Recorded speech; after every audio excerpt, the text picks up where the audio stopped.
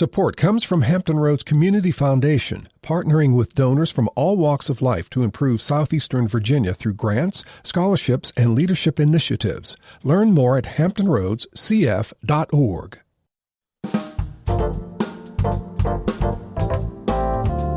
Hello, everyone. I'm Barbara Hamley. On April 15th, 1947, Jackie Robinson broke the color barrier in Major League Baseball. That was 77 years ago.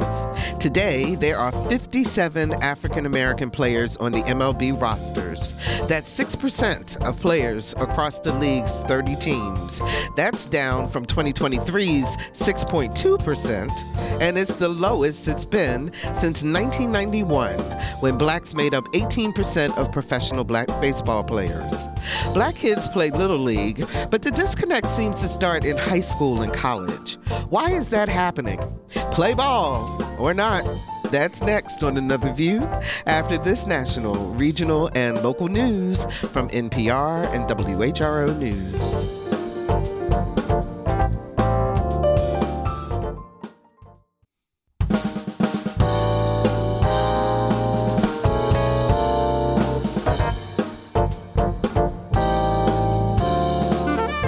Discussing today's topics from an African-American perspective, this is Another View. Good afternoon, everyone, and welcome to Another View. I'm Barbara Hamley. Let me just take one quick moment to thank again the YWCA of Southampton Roads. Yesterday, they awarded me the Laura Etta Davis Titus Community Transformation Award. It's a mouthful, absolutely, but it's in honor of Laura Titus, who started the YWCA in this area.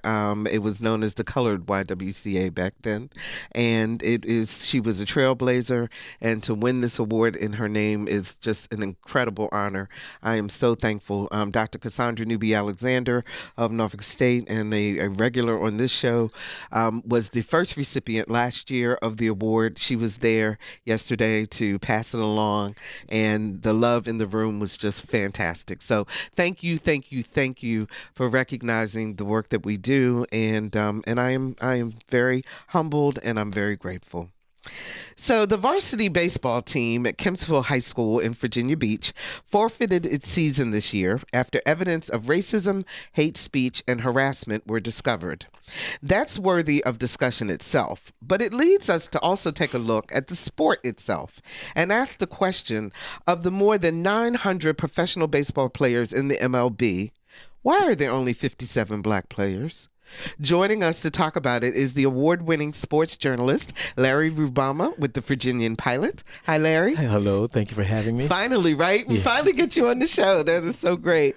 And Mr. Jerry Gaines, Dr. Jerry Gaines, excuse me, retired educator, administrator, and coach in the Chesapeake school system. And he was a former baseball player, and he was also the first African-American to get a full scholarship to run track at Virginia Tech. And there's a whole bunch of other things that go along with him. How are you doing, Jerry? Doing just fine. Thank you so much for being here today. Now, please note, Virginia Beach City Public Schools and Chesapeake Public Schools are members of the Hampton Roads Educational Telecommunications Association, which holds the broadcast license for WHRO. So, I also want to say that we here at Another View reached out to Virginia Beach City Public Schools multiple times for a response about what happened with the varsity baseball team at Kempsville. They never even returned our calls. So that's why they are not represented here. But Larry, you've covered this. You've done editorials as well as covered it as a news story. What can you tell us about what happened? The one column I wrote, I said, is it 2024 or is it 2044? And I'm sorry, 1944. And it took me a couple of days to write the column because after I went through all the information that I got in terms of the news, it hurt me to realize that here we are in 2024 dealing with this racial incident. And so when it first happened, I reached out to the family. Actually, two coaches said, "Hey, Larry, we're going to have to forfeit some games. You need to look into this." I said, okay. Then they sent me an email that was sent to them from the school system talking about the forfeit. Then it went deep further. So one guy said, "Hey, look, go on Facebook. One of the player's mom has been saying some things. So I reached out to her, wanted to talk to her, but she didn't want to go public because of her affiliation with the Virginia Beach schools. Okay. So she didn't want to speak. So I was like, fine. But then she went on Facebook and put all these different things. So I said, okay, how can I go about this? So I waited a little while, and then the news came out. And then I was like, okay, let me start following. So I knew a couple of people that I knew that could give me some background into it. Mm-hmm. Reached out to her again to see if her or her son wanted to talk about it. They didn't. So I said, you know what? Let me write the news story first, and then I'm going to write my story. And that's what I did. I basically talked a story about how, Jackie Robinson back in 1944 was dealing with being called different names. Mm-hmm. And it's interesting. Both my editors, Jamie Frankenberry and Chris Royal, I was going to use the N-word in my column when I first was, because I was angry. And then I thought back on it. I said, you know what? If I use the N-word in different parts of that story, it will take people away from what I'm trying to say. Story was, and so I left it out. So thank both of them, Chris and Jamie, for So I'm glad, because I didn't want to take away from what I was trying to say. So what did the parents say? I mean, what can you give us some sense of some of the things that were happening to the students? And this had been going on for like 2 years. Is that correct? 2 years. Okay. First of all, let me voice also, the coach that they have now was not the coach that was in place the last 2 years. Okay. From what I was told from other people I've interviewed, assistant coaches knew.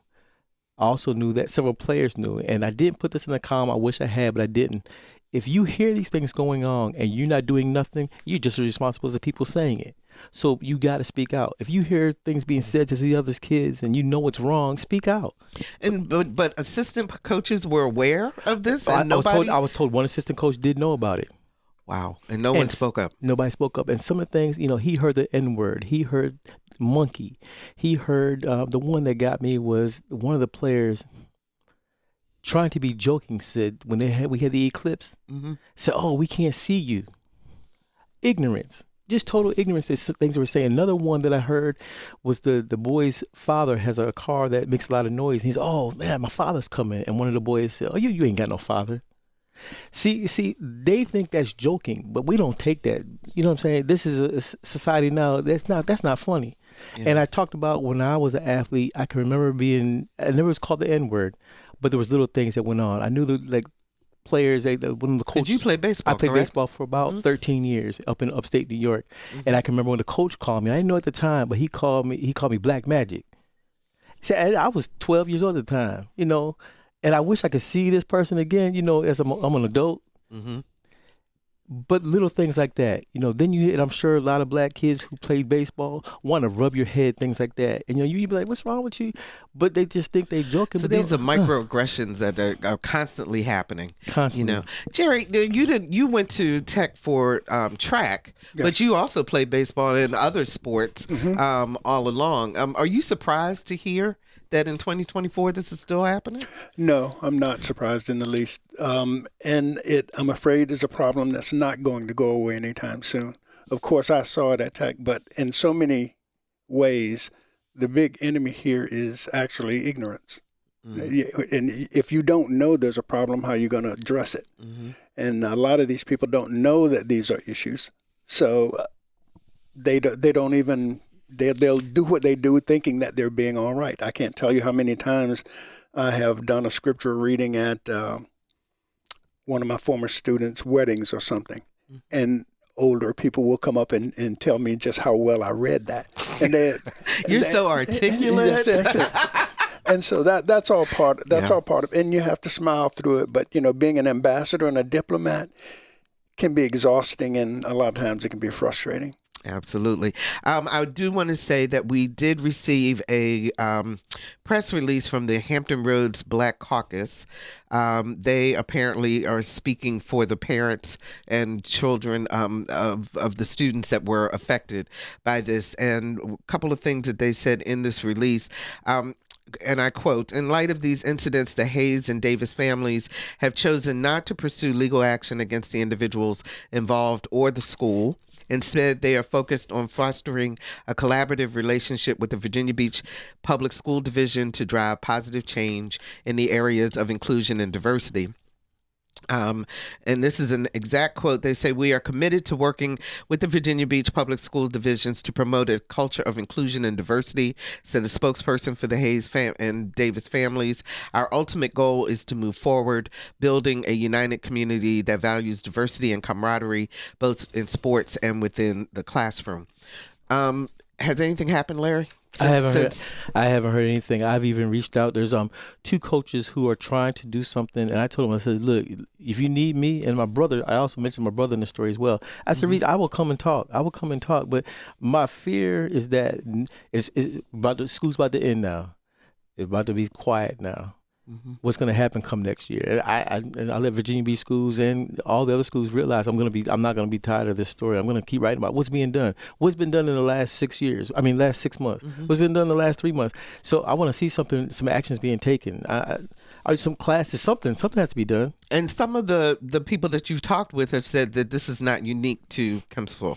When I wrote the story, the first one, it says, Larry, this is not just happening at Kempsville. I said, I know. It's not just happening in Virginia Beach. It's not just happening in Chesapeake. And people have reached out to me and said, hey, this is going on. And so when I wrote the column, I wanted to make sure people knew this is not something that just happened at Kempsville High School. So, Jerry, let me ask you a question, because, the whole idea of sports is supposed to be teamwork, if you're in a team sport, teamwork and camaraderie and so forth. Sure. And even with Jackie Robinson, you heard the taunting and all, but it usually was from the opposite team. This was happening within that person's team. How do you react to that? I mean, was that something you experienced? I definitely experienced it on every front. At Virginia Tech, of course, I was the only black athlete there. Yeah. And when I first got there, and there were guys on the team who didn't know how to act. There were questions asked, are we going to allow him to eat in the dining hall? Who's going to room with him, if anybody? And this was in the 1970s, early 70s? This was in the late 60s. Late 60s, early 70s. Yes. Okay. Mm-hmm. Okay. It wasn't like we hadn't been here for how long? It's right? not new, but how do you educate that audience without having to deal with that? You want to be intolerant of that kind of behavior, but at the same time, it's a teaching moment. So you can say, you don't do that. You say this, you do this, you don't say that sort of thing. But like I said, that's what gets exhausting. Yeah, because it becomes incumbent upon you to be the educator 24/7 as long as you're awake. That's an issue. Yeah, let's talk about the sport as a whole.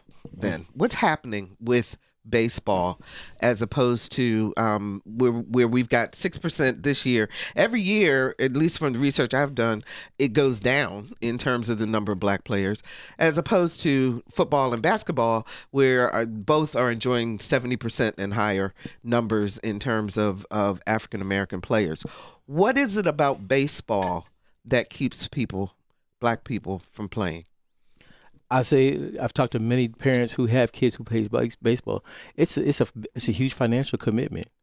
A lot of these kids don't have the money to be going to all these showcases, traveling all around the country, paying all this money to be able to play baseball. And so for a lot of parents, if you have a kid who's going to deal with baseball, dealing with things that happen in Kempsville, why even play baseball? Let me go ahead and play basketball and football, where I know I'm going to see people who are like me, who I'm not going to get this type of ridicule from, that I can go ahead and play this. But baseball is this huge commitment. I talked to two of my buddies. One has a son who plays at Grassville High School, and he's one of maybe two on the team, and they told me the time commitment that if you want to be successful in baseball and be on these traveling teams, it's a huge commitment from the parents. A lot of times we don't have the parents who are going to be able to do that, and so kids will say it's much easier to be able to go play basketball. You don't need a few people. Football, they got these different camps going on, and the coaches are looking out for these kids. But in baseball, it's a whole other issue, especially if you look like us. So talk to me about this traveling team thing. What is that about?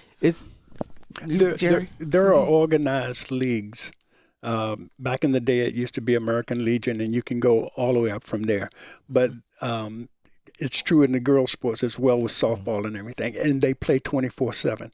As a former coach, I try to discourage getting a kid in just one sport and letting them play that all year round. I think college recruiters now are looking for that kid who is a multi-sport star who can do track, who can play baseball and football. And you get a better kid that way. They get exposed to more different environments, more different coaching personalities, and you end up with a better overall kid. And if a kid gets faster on the track, that's not going to hurt his football game.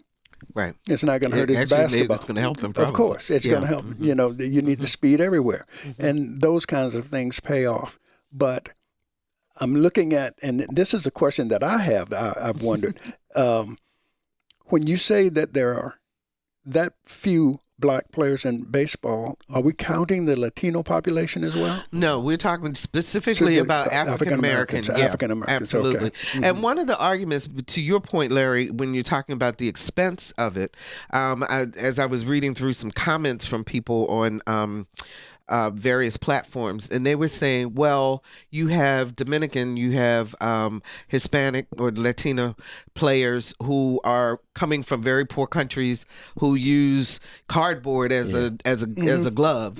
You know, they don't have an issue. So why is this an issue? What's different about African Americans in the United States in terms of the financial commitment versus people who come in from other countries? Well, I know when I covered the Minnesota Twins farm team, they would send people to those countries to find those players. We're here in the United States. I mean, look around how many places, if you just in Norfolk, how many places do you find where you can find a whole lot of grass where some kids can go play baseball? It's not going to happen. And I know Major League Baseball also had the RBI program, revitalizing baseball in the inner city, what they try to do, and you have kids trying to do that too. But it's going to be costly, going to these different programs. I know there's several athletes black athletes who have come back and are trying to get it going. But it's hard when you're sitting there, you have a kid who's sitting there, do I want to play baseball? Some kids say, oh, it's too boring, things like that. You got to have a kid who really, really wants to focus on baseball, give that time commitment we talked about earlier of giving it, showing up early, being late, staying late for practice, to really want to develop those skills. And sometimes kids were like, baseball's too boring, it's not for me. But Jerry, from what I've read, though, baseball pays well, and the money's more guaranteed than maybe football and basketball. Yes, no. I think you have, because there are so many leagues and so many arenas, there are so many levels of baseball to play. But again, there's politics plays a little part in it, like it does in everything else, and it becomes a matter of who you know. But like Larry said, costs can be prohibitive. I remember when a baseball bat, you could buy one for $6, and now you can't get a good one for less than $600 because they're made out of these metal composite materials, and again, so cost is prohibitive, and kids can't afford it, and you have to buy your own bats. If you're in a football league, they have to buy the helmets and the shoulder pads for you. You see, so cost is a huge factor. And also, what about in terms of college? Because if you are playing in high school, if I'm understanding this right, they can only give full scholarships in baseball. The number is limited to 13 for a whole team. For the whole team. So you have some kids. Some kids might get books and board. The other kid might get tuition. So it's divvied up. Whereas in basketball, football, those are the sports that are bringing in the money, the big money. They're the ones that they're gonna have. So that's the reason for the discrepancy or the difference in the way that they do scholarships for baseball. Olympic sports. I was really curious about that as to why that was so much less than other sports. 757-440-2665 or 1-800-940-2240. Does your child play baseball? Give us a call. Let's talk about it. Or is it even on their radar at this point? 757-440-2665 or 1-800-940-2240. One of the other things that was brought up in terms of why there may be fewer African-American baseball players is the lack of scouts. And so I'm going to get you guys' opinion on that, because they were saying that scouts first of all, there are fewer African American scouts than ever, and then secondly, other scouts don't want to go into the inner city and other places to find black players. Is that? Let me get with Jerry first. Yeah, that's a very, very complex issue, okay. And that has to explain play. it to us. That has to play its role in it. And plus, there may, and I'm just speculating here, there may be a mentality there that, talking about that Latino player again, that we have our black players. And if you can get a Dominican, say, in, and you can pay him little. My older brother played pro ball, and he said he has heard scouts and agents talk about how they are expected to pay black players less, and he went through that. And when they traveled, especially in the lower leagues, the AAA, he played at Pawtucket, but in many of the towns that he played, he couldn't live in the motels with his teammates. He had to live in a home of a black family who lived in the town where they were playing. And the system had it set up that way. And it was very similar, believe it or not, at Virginia Tech. The first black students at Virginia Tech could not live on campus. So you couldn't live on campus? I could live on campus, but those were firsts. Ah, okay. Because of the first, yeah. What do you think about the scouting today? Yeah, I think now it's gotten to a level, I know, like I was talking about before, these showcases. You'll find athletes that are going to showcases throughout the whole summer. I mean, if they're really serious about baseball, they're going to these showcases. But do they have to pay for the showcase? Oh yeah. They got, somebody got to get some money. So that's yet another economic barrier in terms for other, because where I think I was reading something that's like $500 or more, much more than that. Probably much more than that. And then you're talking about having to travel down there. You have to stay in a hotel down there. You're trying to get there. I mean, certain teams, I'm sure, will take care of the kids' costs, but for the most part, those kids, I mean, I talked to several of these baseball parents, the amount of money that they are spending to send these kids to these camps, it's phenomenal. You'd be surprised how much money is being sent. I mean, it's a lot of money. And a lot of our kids aren't going to be able to, afford that. I pulled this quote from an article I was reading. It said, longtime big leaguer LaTroy Hawkins said it directly.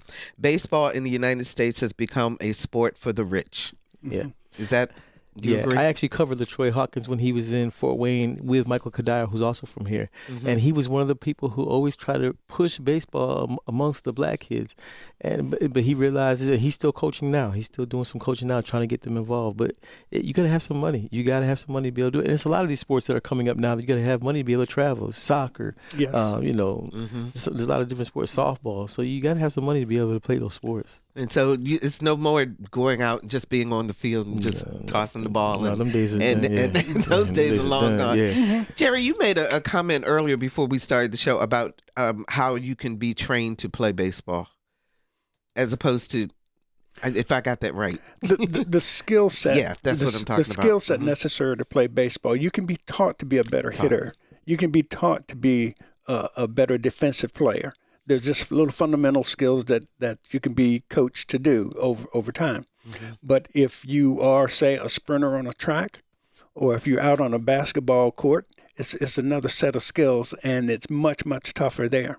So you see a lot of political games going on where people are favored because they know someone, and my father was a scout for so-and-so or whatever, and those are the people who are pushed to the top. And like I said, you can find minor league players who can play at the big league level at any given time on any given year.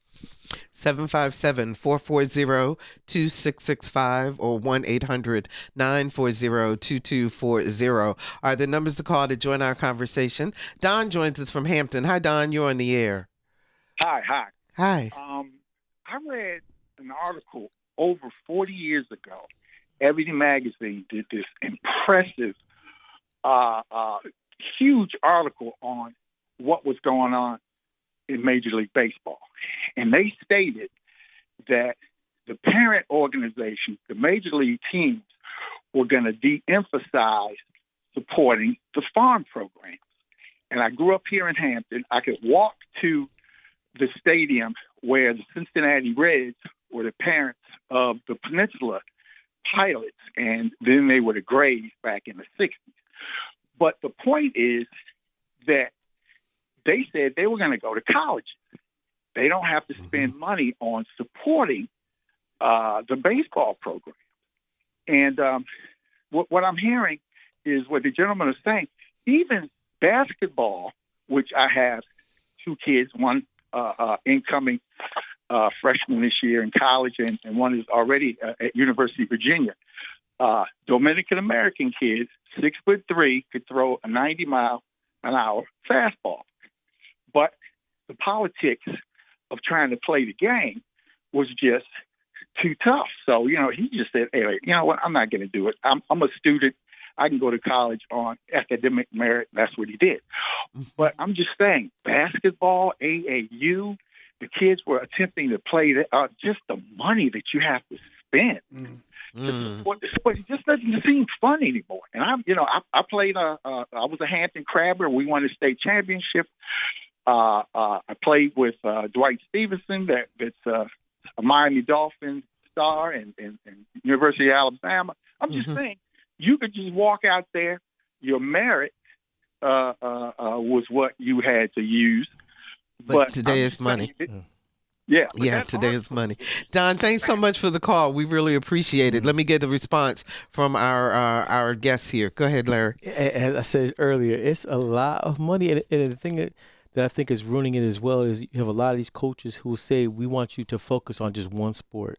We were talking earlier about some athletes. One person plays different sports, but right now I've talked to several coaches who said, no, they're going to let you only play one sport. If you don't play that sport, you can't come and play the other one later on. You got to either focus on baseball, you got to focus on football, basketball, because that's how they're pushing it right now. If you're just joining us, we're talking about the color of baseball with award-winning sports journalist Larry Rubama with the Virginian Pilot, and Jerry Gaines, retired educator, administrator, and coach in the Chesapeake school system, and a former baseball player and track star and everything else. Please note, Virginia Beach City Public Schools and Chesapeake Public Schools are members of the Hampton Roads Educational Telecommunications Association, which holds the broadcast license for WHRO. 757-440-2665 or 1-800-940-2240. Chuck joins us from Virginia Beach. Hi, Chuck. You're on the air. Hello, Chuck. Are you there? Very good show. Thank you. Very good show. Thank you for having me. Thank you. I spoke to the prompter about a term that I read in the New York Times a number of years ago about areas being blacked out. Urban areas, going back to what Larry said, not having facilities for African-American kids. And I think in those same areas, they also have great football programs and basketball programs. But I do agree one of the biggest thing about all of baseball is AAU. And the travel is expensive. AAU controls it in the Little Leagues now. There's no development going on in Little League baseball. And African-American kids also don't have the entree from their parents' history in the sport. I think a little bit more so than white kids. But I think it's very difficult. I went through the same experience with my own boys. And the money is the same across the board. And the other argument that is always put up is that there are so many other activities for children, not just African-American kids, but all kids, that they don't gravitate to baseball anymore. But I'd like to hear you talk about that blacked out areas where I think that I don't know if it's easy to get to those young athletes to get them into baseball. Okay, thanks so much for the call, Chuck. Larry, you want to respond? Yeah, when I grew up in Syracuse, New York, we had was a group of us, probably about 12 to 15 of us that played different sports. And I was the only one who focused on baseball.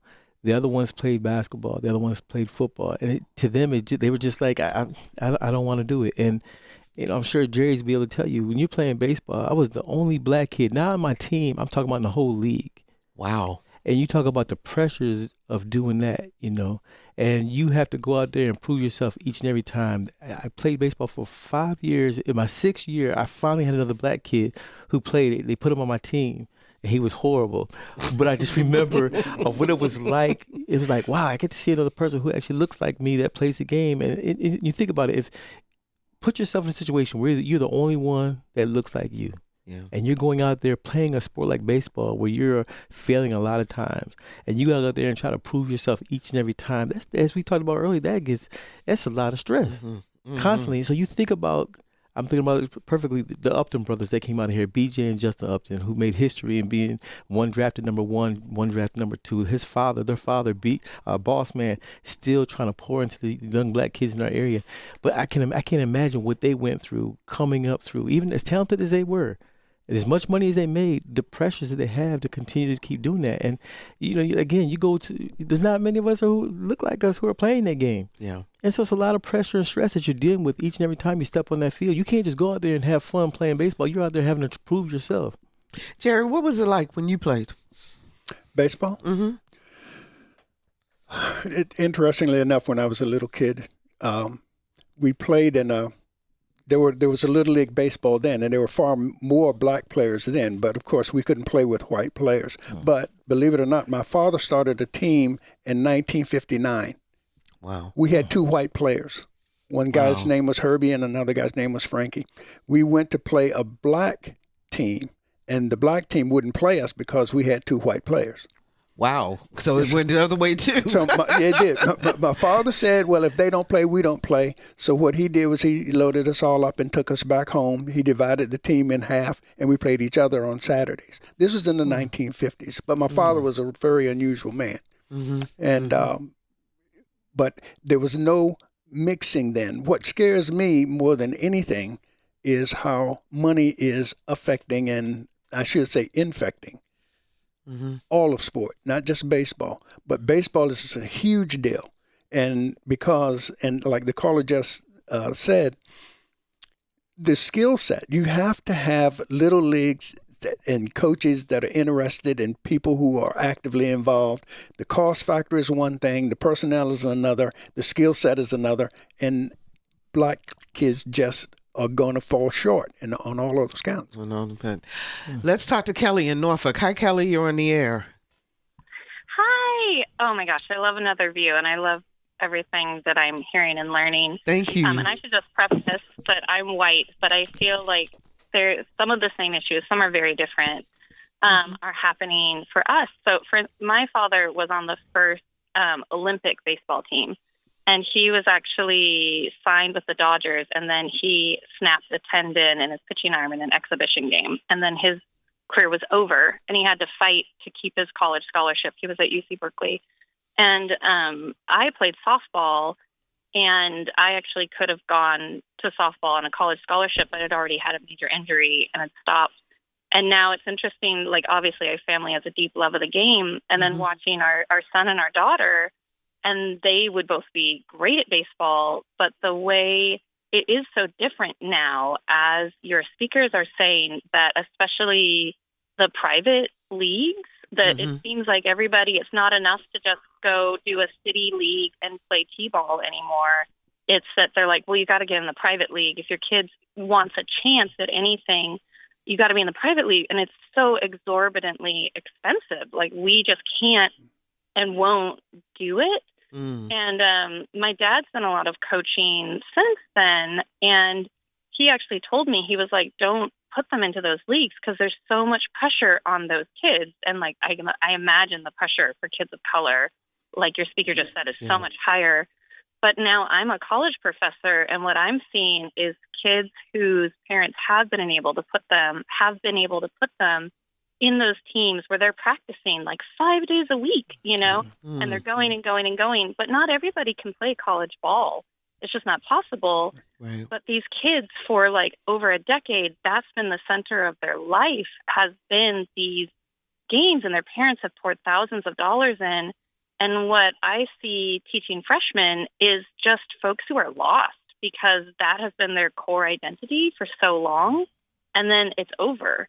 Right. And they're in college, and they're trying to figure out at like 18 or 19, what do they want to do? Who do they want to be? Because for so long, because of the way the private teams work and this idea that you have to spend so much money and spend so much time, and then suddenly it's over, And you it's really done. see kids struggle, Yeah. and it's really sad to watch. Wow. Kelly, thanks so much for the call. We really appreciate that.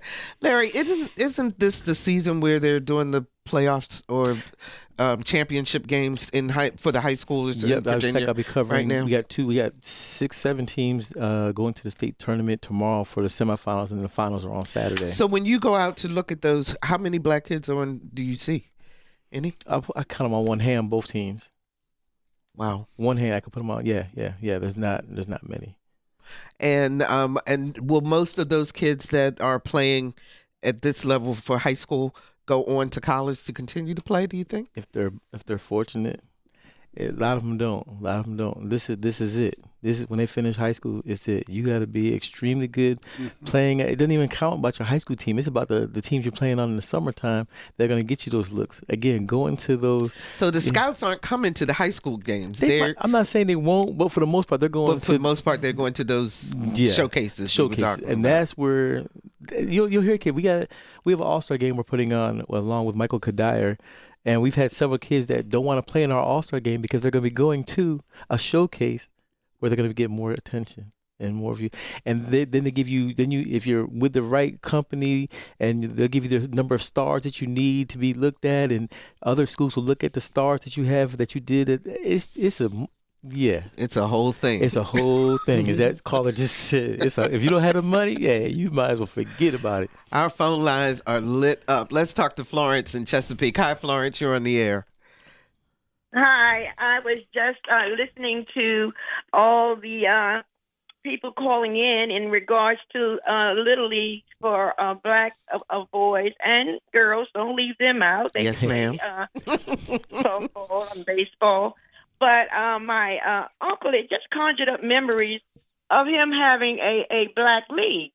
And, young men would play in it. Of course, it was all black at that time.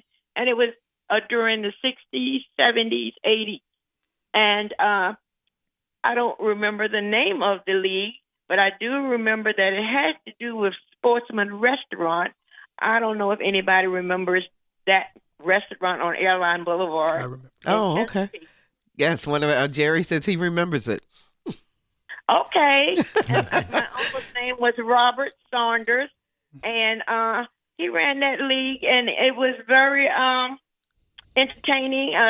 They played at the height of their game, and some of those players actually were drafted into the National League. Now, I don't know their names either, but it just conjured up those memories. But that was what we all did back in the day. Okay. Because we didn't have an iPad or a cell phone to play games. That's what they're doing.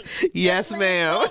Baseball on these gadgets that doesn't lend itself for a physical activity or learning sportsmanship. Okay, thank you so much, Florence. We really appreciate your call. I'm trying to get to all of these calls that we have on, but I want to get a response. First of all, Jerry, you said you remember the restaurant that she was speaking about, and do you remember that league? That was the tail end of the old Negro leagues, and a lot of us played. Famous guys. The Charles Stokes played. With the Charles played baseball along with my brother, and there were a lot of very good players, and a lot of them actually made it to professional ball, never made it in the big show, but they were really, really a talented bunch of guys, and it was just amazing. They could hit a ball as well as anyone, but again, it was a matter of who you knew. But back then, we didn't have anything else to do, so we developed our skills because we spent that much more time with it. But now, getting your skills developed now is going to cost you money, right? Because you have to have people. A coach. Exactly. You have to have your individual coach. Absolutely. And that's not happening. Larry, speaking of the Negro Leagues, so MLB has just allowed the stats from the Negro Leagues to be incorporated into the Major League Baseball. And some of the African-American players actually had higher stats than the ones that we've heralded. So talk about that. I have a column coming out probably within the next week or so, I spoke with Sam Allen, former Negro League baseball player, and been able to form a really good relationship with him. We talked a little bit yesterday, and we said, I said, what do you think about that? And he said, well, Larry, my thing is, if they were all already in the Hall of Fame, why are we just doing it now? It should have been done then. I said, okay, my bad. I said, but it's a good thing, though. He says, no, it is good. He says, the thing that makes him laugh is that Ty Cobb was a known racist, and now he loses his top spot to Josh Gibson, a black player. So he's probably rolling over in his grave right now. But he said it's good to see that these players get recognized. For so long they weren't allowed to play with them, and now here they are being recognized. And he said overall, it's a good thing. He's glad to see it happening. Do you think that we sit down and Sunday afternoon football is a ritual in everybody's household, just about, right? Or basketball tournaments that, people plan to watch that. The kids watch it, and so forth. Do we not talk about baseball enough within our households? I'm speaking about African Americans now. Do we need more exposure, or is it just a sport that, maybe it doesn't matter if we play or not? What do you think? There was a call I called earlier, talked about Ebony Magazine. Back in the 70s, I'm dating myself, they used to put every single black player on the front page. I mean, it was a lot of blacks. And I remember growing up as a kid, my grandfather would sit there and listen to baseball games on TV. I got a grandfather now, named Grandpa Charles, who listens to baseball today, listens to games, watches games. But it's not the same. I mean, I think, you talk about computers and cell phone. It's a game that you have to sit there and take it patiently. It's not a game that's going to rush with all this attention and a lot of things going on, a lot of highlights. You got to sit there and you got to pay attention to it. I think a lot of our kids don't have the time. I know my sons won't sit around watching baseball game. No, I can't even take them to the Harbor Park to watch a baseball game. But it's a patient game. It's a patient game. Jerry? I think the game, baseball as it is today, has gotten away from young black kids. Football, basketball have held their own, and occasionally you'll see a black player who really is stellar player like the Uptons, but it's not that common, and it's not that common because you don't get that exposure. And like I said, the Uptons were trained. Their dad was a coach and a great athlete himself, and they got the training and they knew, but it's rare. Okay, 757-440-2665 or 1-800-940-2240. Jose joins us from Virginia Beach. Hi, you're on the air. Hi there, Terry. Sorry, Barbara Hamley. Appreciate it. Thank you. I'm thinking of a different NPR show. Terry Gross, is that who you're thinking about? Yep, unfortunately. But wow. I definitely enjoy hearing another view and listening to you, Miss Lee. Thank you. I appreciate that. I'm not complaining about being compared to Terry Gross. She's an excellent interviewer. So very true, and you in your own right as well. But, thank you. Yeah, listening on this broadcast today, it is a little bit discouraging too. I mean, I'm not originally from Virginia Beach. I actually grew up in Reno, Nevada, in the West Coast region, and even then, the amount of exposure that has been both within like the African American community, not just strictly in baseball, but just in any other sport, is seldom seen.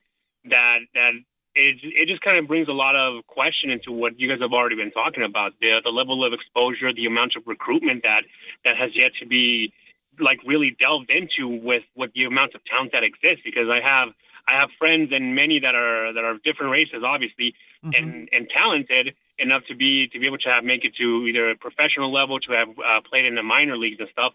But the amount of African Americans, the amount of black people in baseball in general is just, it's so limited, and it goes a lot to say with the way that the high schools are now shifting into the private coaching and the private teams rather than focusing on the school leagues and harboring and actually harvesting some of that talent to be able to push it out to get called in and recruiters, not just strictly on the fields of both basketball and baseball. I mean, basketball and football, but also focusing on the other sports. So it's definitely a lot of changes that have been coming down since I played sports. I didn't play baseball. I played soccer, but even then I see a lot of similarities with it. I see. Thank you so much for the call, Jose. We really appreciate it. Let's talk to Ann in Norfolk. Hi, Ann. You're on the air.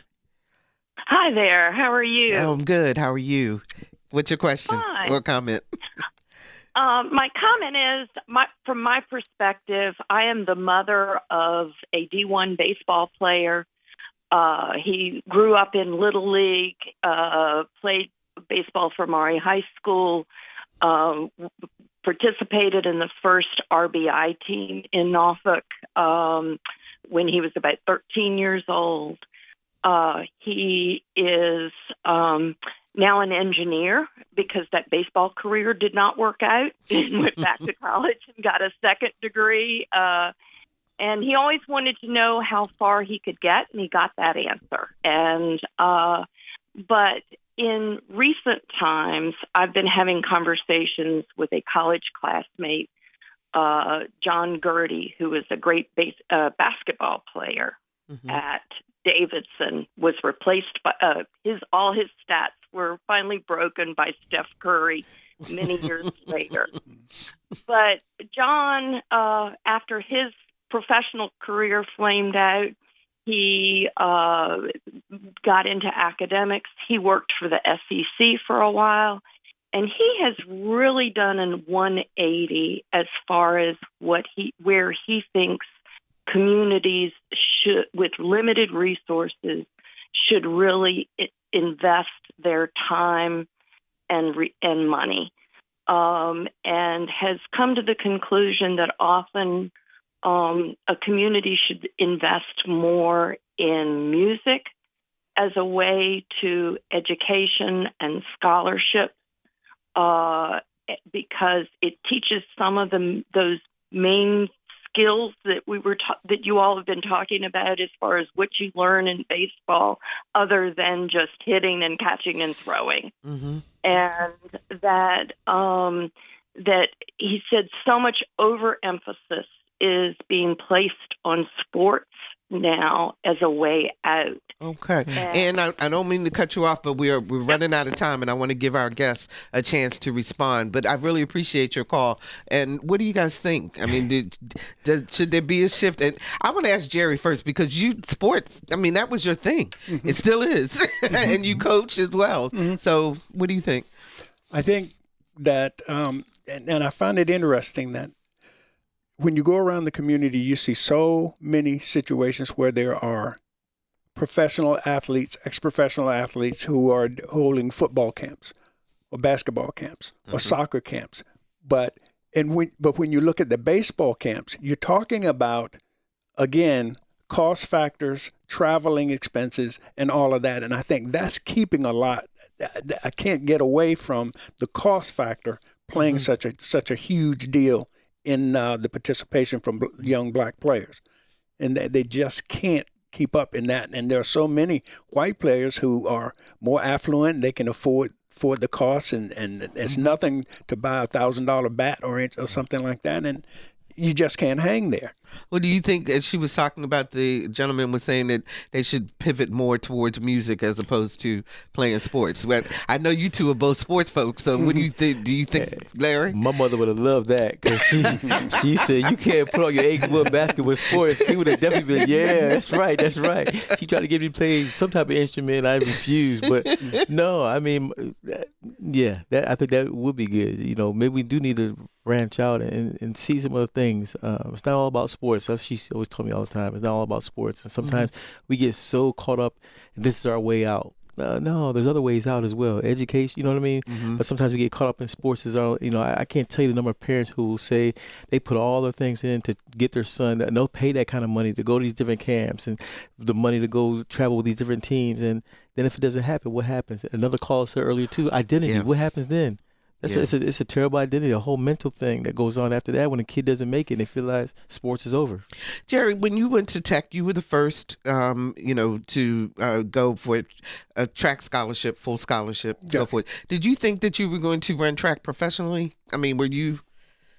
What else? What were your plans afterwards? My goal was to play professionally, but I was going to play professional football. Football, that's right. Because, as a matter of fact, your track coach didn't want you to play football that last year. Right. And when I first, believe it or not, I'm probably the only athlete who ever attended Virginia Tech who got a football scholarship to run track. Oh. They were integrating their athletic program.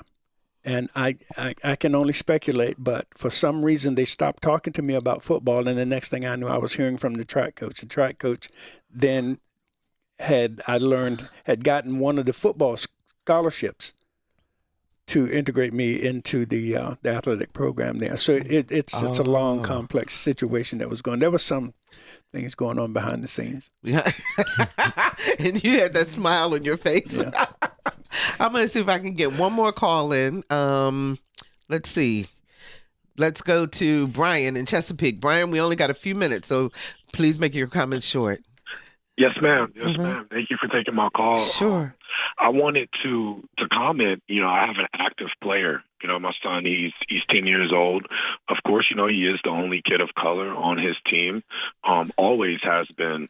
He started travel baseball at 8 years old. Mm-hmm. And one thing that I noticed, I'm a business owner, so I have the means for my son to train with the best. And I found him a black mentor, world-class mentor that looks like me, that he can identify with. Very good. And I think that is a very important aspect of it. Absolutely. But this paywall is a problem. And it's not just a problem financially, it's a problem for the parents, because then you start having unreal expectations of your kid. And it's not necessarily about the development of the player, but it's you gotta hit it. You gotta be perfect because I'm paying all this money. Right. And Wow. I'm a wrestler, so I'm from a sport that's not subjective. And one thing that I have to do is step back as a parent. And I've been blessed that he is on a great team that's doing great, and he have men of integrity. Because also it leaks onto the coaches, because some of these programs, so much money is involved that they have to win. They'll bat 9 kids at 8 years old. Wow. Yeah. Brian, thank you so much for that call. We really appreciate that. Yeah. We got 2 minutes left in the show, you guys. I'll give you guys a last thought. What did you like to say, Jerry, to wrap us up? I don't even know what to say. Go ahead, Larry. Go ahead, Larry. I just say thank you for having us on to talk about this. I think it's an issue that, was an issue 20 years ago, 30 years ago, and here we are. It's still an issue. And as that caller just said, the finances that it takes to be able to put an athlete, That the perspective that he put on also about who is teaching. I mean, you're paying all this money, but who is your coach? Who is who are the people that are pushing it? Also makes a difference. You get the payoff from the investment, but there are attitudes out there that may want to keep you out, or like I say, those attitudes. My brother used to say, you can't unmarinate a steak. Once people have learned a certain mindset, you can't undo that, but you have to go out and be that example. I think it's important that we get good leadership in, just like that last caller said, and try to guide kids, but it's a far, far easier said than done thing. Wow. And the responsibility perhaps that MLB needs to take also in terms of helping to change the system or make it more equitable. You think? Yeah, we'll see what happens with that. We'll see what happens. That's Larry Rubama, the award-winning journalist, sports journalist and a columnist. Thank you so much for being here. And Jerry Gaines, it is a pleasure and an honor, sir, to talk with you and to have you on the show. Thank you. Thank you so much. very, very much. And we hope that you've learned something new during this hour of Another View. You want to listen to it again? It's easy. Go to anotherviewradio.org. That would be anotherviewradio.org, and download the podcast. You can also find us on Spotify or anywhere you go for your podcast listening pleasure. Next week on Another View, we are celebrating Juneteenth, and we want to invite you to come to WHRO and have lunch with us. We're going to be out in the parking lot. We're going to have storytellers. We're going to have food trucks. We're going to have a historian. Lisa will be out there live. It's going to be a great time, so come and join us. Our theme music is an original composition created especially for Another View by Jay Sennett. Lisa Godley is our show producer. Jordan Christie is our audio engineer, and Dr. Barry Graham answered our phones. I'm Barbara Hamley. Congratulations to our granddaughter, Patience Ham, who graduates from middle school tomorrow. Yay, Patience in Baltimore. Wow, off to high school. I can't get over it. She's getting older, not me. We'll see you next Thursday at noon for Another View.